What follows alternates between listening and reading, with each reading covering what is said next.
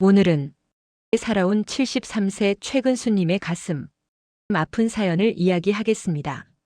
젊은 시절 새벽 4시에 일어나 생선 가게를 열고 밤늦게까지 장사를 하며 세 자녀를 키워냈습니다. 손님들은 최 씨를 믿고 찾아왔고 그는 한 번도 저울을 속이거나 신선하지 않은 생선을 판 적이 없었습니다.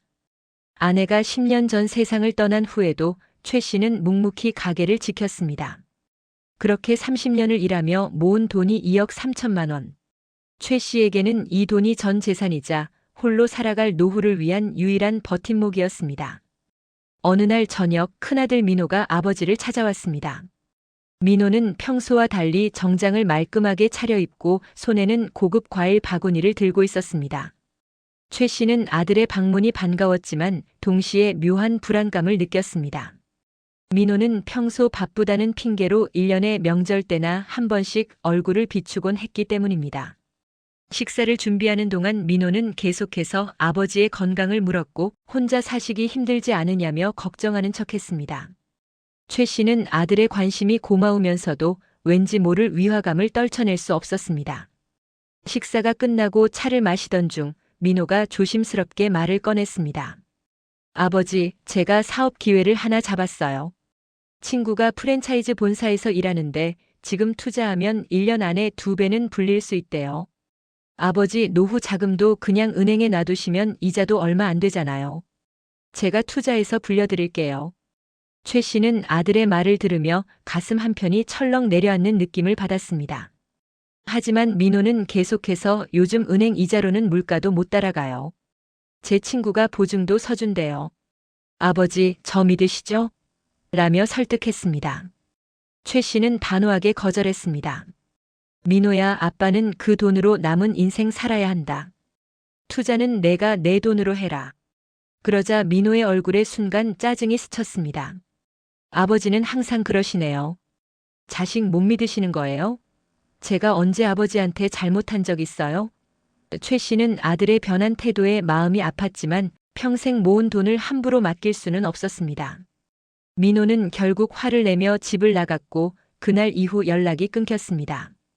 민호와의 일이 있은 지 한 달이 지난 어느 날 둘째 딸 은희가 전화를 걸어왔습니다. 은희는 전화기 너머로 훌쩍이며 말했습니다. 아빠, 저 큰일 났어요. 남편이 회사에서 잘렸어요. 애들 학원비도 못 내고 대출 이자도 밀렸어요. 아빠, 저 정말 죽을 것 같아요. 최 씨는 딸의 울음소리에 가슴이 미어졌습니다. 은희는 평소 아버지에게 자주 안부 전화를 하고 명절 때마다 반찬을 만들어 가져다 주던 착한 딸이었습니다. 최 씨는 은희를 위해 500만 원을 보내주었습니다.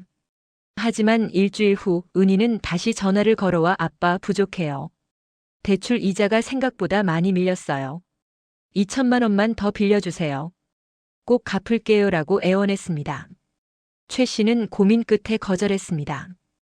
은희야, 아빠도 살아야 한다. 500만 원은 주는 거고 더는 어렵다. 그러자 은희의 목소리가 차갑게 변했습니다. 아빠는 돈이 자식보다 중요하세요? 그럼 혼자 외롭게 사세요. 전화는 뚝 끊겼고 최 씨는 멍하니 수화기를 내려놓았습니다. 며칠 후 셋째 아들 재훈이 아버지를 찾아왔습니다.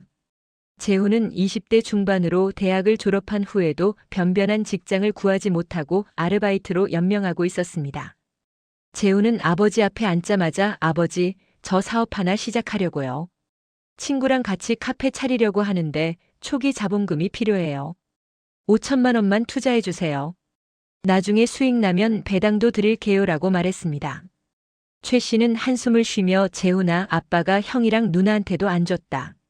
너도 내 힘으로 해봐라라고 대답했습니다. 그러자 재훈은 갑자기 목소리를 높이며 아버지, 우리가 얼마나 힘들게 사는 줄 아세요? 아버지는 돈 많으면서 자식들 다 외면하시는 거예요? 그렇게 사시면 나중에 아무도 안 찾아올 거예요. 라고 소리쳤습니다. 최 씨는 아들의 변한 모습에 충격을 받았지만 끝까지 거절했습니다. 재훈은 문을 쾅 닫고 나가버렸고 최 씨는 텅 빈 집에 홀로 남았습니다. 그날 밤 최 씨는 잠을 이루지 못했습니다. 평생 자식들을 위해 살았는데 이제 그들의 눈에는 자신이 돈으로만 보이는 것 같았습니다. 최 씨는 자식들의 연락이 끊긴 후 홀로 쓸쓸한 나날을 보냈습니다. 어느 날 저녁 막내 아들 성민이가 갑자기 찾아왔습니다. 성민이는 네 자녀 중 유일하게 아버지에게 돈을 요구하지 않았고 주말마다 아버지를 찾아와 함께 밥을 먹고 산책을 하는 효자였습니다. 최 씨는 성민이가 오자 마음이 한결 가벼워졌습니다. 성민아, 내가 있어서 아빠는 참 다행이다. 내 형제들은 이제 돈 때문에 아빠를 안 찾아오는데 너만 유일하게 아빠를 생각해 주는구나. 성민이는 웃으며 아버지, 무슨 말씀이세요? 전 아버지가 좋아서 오는 거예요 라고 대답했습니다. 그날 밤 최 씨는 성민이와 함께 저녁을 먹고 소주를 한 잔 기울였습니다. 오랜만에 아들과 나누는 대화가 즐거웠고 최 씨는 평소보다 술을 많이 마셨습니다. 성민이는 아버지를 방까지 부축해주며 아버지, 편히 주무세요. 제가 설거지하고 갈게요 라고 말했습니다. 최 씨는 고마운 마음에 그래 성민아. 고맙다. 내가 진짜 효자다라고 중얼거리며 잠들었습니다. 다음 날 아침 최 씨는 평소보다 늦게 일어났습니다. 숙취로 머리가 지끈거렸지만 은행에 가서 적금 만기를 확인하려고 통장을 찾았습니다. 그런데 서랍 속에 있어야 할 통장이 보이지 않았습니다. 최 씨는 당황하며 집안을 샅샅이 뒤졌지만 통장은 어디에도 없었습니다. 그때 문득 어젯밤 성민이가 설거지를 하겠다며 부엌에 혼자 남아 있었던 기억이 떠올랐습니다. 최 씨는 믿고 싶지 않았지만 서둘러 은행으로 향했습니다. 은행 창구 직원은 최 씨의 신분증을 확인한 후 난처한 표정으로 말했습니다. 고객님, 어제 오후 2시에 이 계좌에서 2억 원이 인출되었습니다. 고객님께서 직접 방문하신 것으로 기록되어 있는데요. 최 씨는 그 말을 듣는 순간 머릿속이 새하얗게 변했습니다. 무슨 소리요? 나는 어제 은행에 온 적이 없소. 직원은 CCTV 영상을 보여주었고 그 화면 속에는 최 씨의 통장과 도장을 들고 있는 성민이의 모습이 선명하게 담겨 있었습니다. 성민이는 아버지의 도장과 통장을 훔쳐 은행을 방문했고 직원에게 아버지께서 거동이 불편하셔서 제가 대신 왔습니다. 위임장도 있습니다라며 위조된 서류를 제출했던 것입니다. 최 씨는 그 자리에서 주저앉았습니다. 유일하게 믿었던 막내 아들이 자신을 배신했다는 사실이 믿기지 않았습니다. 은행 직원은 최 씨를 부축하며 고객님, 경찰에 신고하셔야 합니다. 이건 명백한 절도 행위입니다라고 말했습니다. 최 씨는 떨리는 손으로 경찰에 신고했고 경찰은 즉시 성민이를 수배했습니다. 하지만 성민이는 이미 돈을 들고 잠적한 후였습니다. 경찰 조사 결과 충격적인 사실이 드러났습니다. 성민이는 혼자 범행을 저지른 것이 아니었습니다. 큰아들 민호가 6개월 전부터 동생들을 모아놓고 계획을 세웠던 것입니다. 민호는 아버지가 돈을 그냥 은행에 놔두시면 우리가 상속받을 때까지 기다려야 한다. 차라리 지금 나눠 가지자고 제안했고 나머지 자녀들도 동의했습니다. 은희가 울며 돈을 요구한 것도 재훈이 사업 자금을 달라고 한 것도 모두 아버지를 시험하고 화나게 만들어 다른 자녀들과 연락을 끊게 하려는 계획이었습니다. 그렇게 최 씨가 다른 자녀들과 멀어진 사이 성민이만 착한 아들로 남아 아버지의 신뢰를 얻었습니다.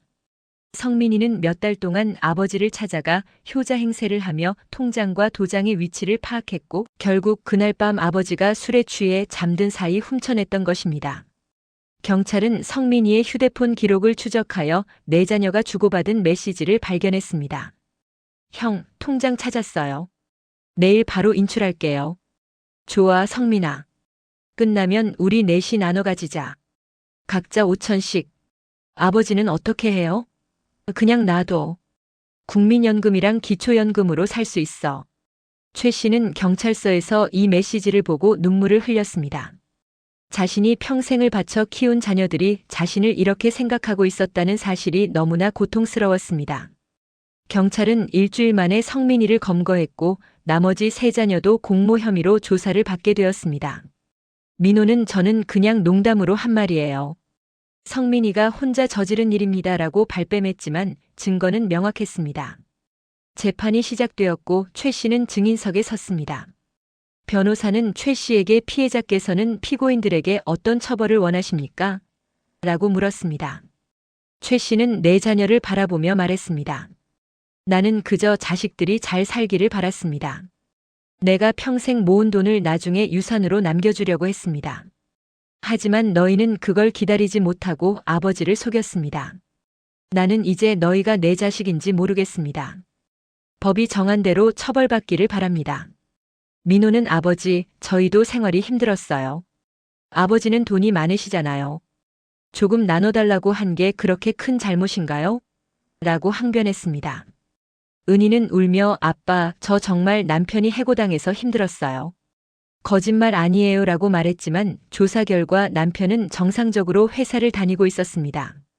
재우는 저는 그냥 형한테 협박당해서 따라한 거예요 라며 책임을 회피했고 성민이는 아버지 용서해 주세요. 제가 잘못했어요 라며 무릎을 꿇었지만 최 씨는 고개를 돌렸습니다. 재판부는 피고인들은 피해자가 평생 모은 노후 자금을 계획적으로 편취했으며 이는 단순한 절도를 넘어 가족 간의 신뢰를 무너뜨린 중대한 범죄라고 판시했습니다. 성민이는 징역 3년을 선고받았고 민호는 공모 및 교사 혐의로 징역 2년, 은희와 재우는 각각 징역 1년 6개월을 선고받았습니다. 또한 법원은 네 자녀에게 최 씨에게 2억 3천만 원을 연대하여 배상하라는 판결을 내렸습니다. 하지만 이미 성민이가 인출한 돈은 대부분 사용된 후였고 회수할 수 있는 금액은 3천만 원에 불과했습니다. 재판이 끝난 후 최 씨는 평생 운영하던 생선 가게를 정리했습니다.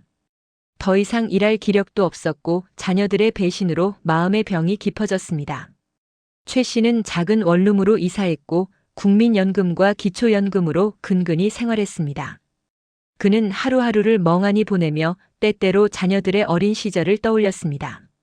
민호가 처음 자전거를 탈 때 뒤에서 밀어주던 기억, 은희가 아버지 생일에 손편지를 써준 기억, 재훈이가 학교에서 상을 받아왔을 때 자랑스러워하던 기억, 성민이가 아빠 사랑해요라고 말하던 기억. 하지만 그 기억들은 이제 더 이상 따뜻하지 않았습니다.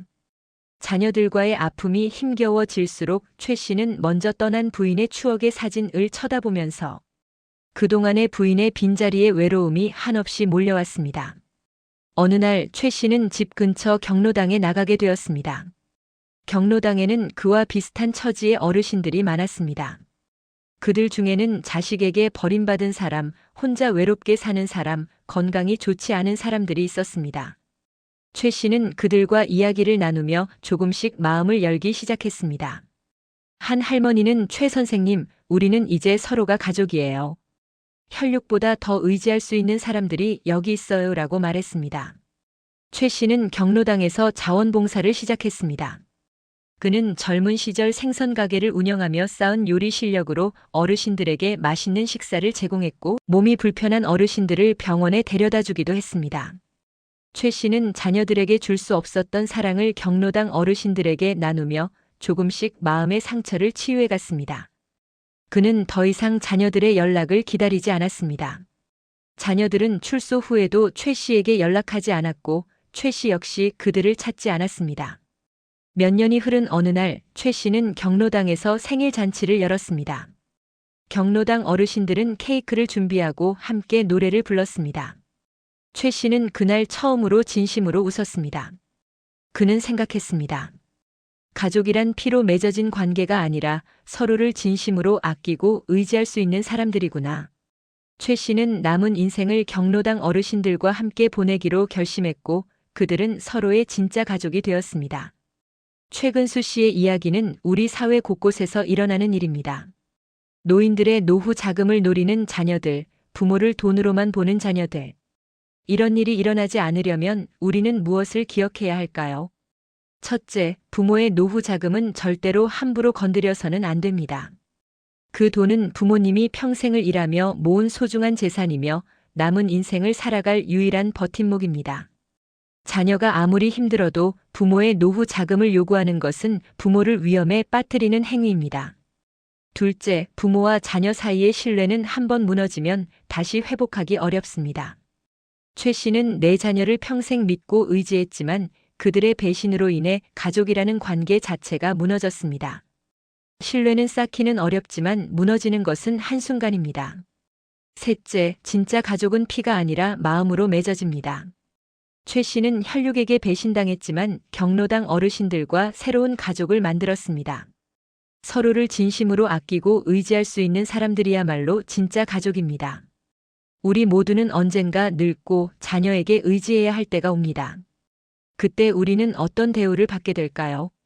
지금 부모님을 어떻게 대하느냐가 훗날 우리가 받을 대우를 결정할 것입니다. 최근수 씨의 이야기가 우리 모두에게 경종을 울리기를 바랍니다. 부모의 노후는 자녀의 미래이며 부모를 존중하는 것은 곧 우리 자신의 미래가 아닐까 생각해 봅니다.